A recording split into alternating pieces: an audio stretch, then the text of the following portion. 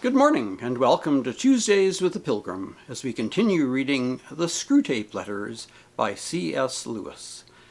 Today we read Chapter 13. My dear Wormwood, it seems to me that you take a great many pages to tell a very simple story. The long and short of it is that you have let the man slip through your fingers. The situation is very grave, and I really see no reason why I should try to shield you from the consequences of your inefficiency. A repentance and renewal of what the other side call grace, on the scale which you describe, is a defeat of the first order. It amounts to a second conversion, and probably on a deeper level than the first.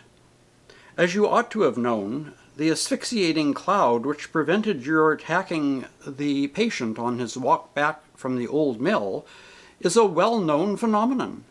It is the enemy's most barbarous weapon, and generally appears when he is directly present to the patient under certain modes not yet fully classified. Some humans are permanently surrounded by it, and therefore inaccessible to us. And now for your blunders. On your own showing, you first of all allowed the patient to read a book that he really enjoyed. Because he enjoyed it, and not in order to make clever remarks about it to his new friends. In the second place, you allowed him to walk down to the old mill and have tea there, a walk through country he really likes, and taken alone. In other words, you allowed him two real positive pleasures. Were you so ignorant as to not see the danger of this? The characteristic of pains and pleasures is that they are unmistakably real, and therefore, as far as they go, give the man who feels them a touchstone of reality. Thus, if you had been trying to damn your man by the romantic method, by making him a kind of child herald, or wither submerged in self-pity for imaginary distresses, you would try to protect him at all costs from any real pain. Because, of course, 5 minutes' genuine toothache would reveal the romantic sorrows for the nonsense they were, and unmask your whole stratagem. But you were trying to damn your patient by the world, that is, by palming off vanity, bustle, irony, and expensive tedium as pleasures. How can you have failed to see that a real pleasure was the last thing you ought to have let him meet?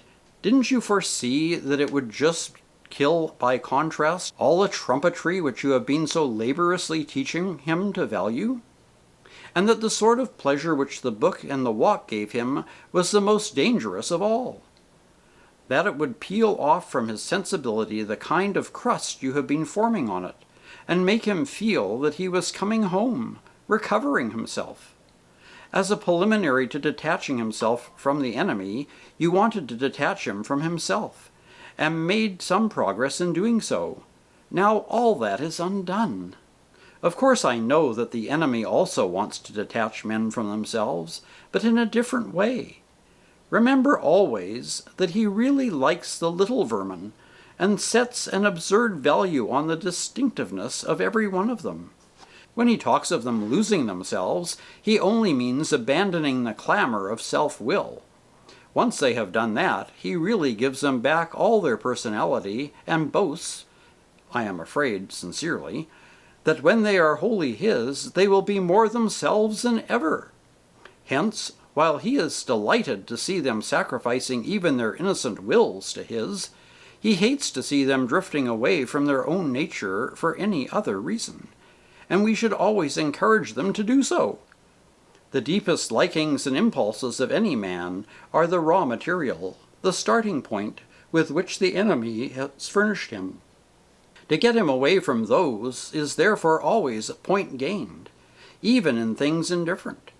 It is always desirable to substitute the standards of the world, or convention, or fashion, for a human's own real likings and dislikings. I myself would carry this very far.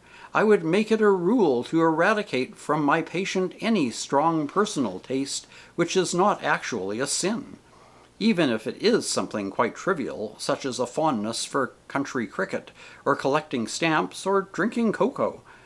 Such things, I grant you, have nothing of virtue in them, but there is a sort of innocence and humility and self-forgetfulness about them which I distrust.